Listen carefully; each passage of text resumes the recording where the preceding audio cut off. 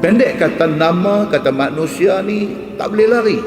Maka kerana tu Nabi SAW kata, ma yazalul bala bil mu'min wal mu'minah. Tak berhenti-henti, silih berganti, non-stop. Ujian Allah Subhanahu wa ta'ala akan mai kepada manusia yang mengaku beriman, tak kira dia laki-laki ataupun perempuan. Ujian getir yang kita tengah lalulah ni, Allah Subhanahu wa ta'ala sebut dalam Quran, a'udzubillahi minasyaitanir rajim, wala nabluwannakum bi syai'in minal khawf wal ju' wa naqsim minal amwal wal anfus wath thamarat wa basyiris sabirin.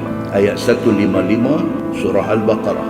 Allah Subhanahu wa ta'ala sebut dalam ayat tu, kami tentu, Allah kata, kami garanti akan uji manusia ni dengan ketakutan.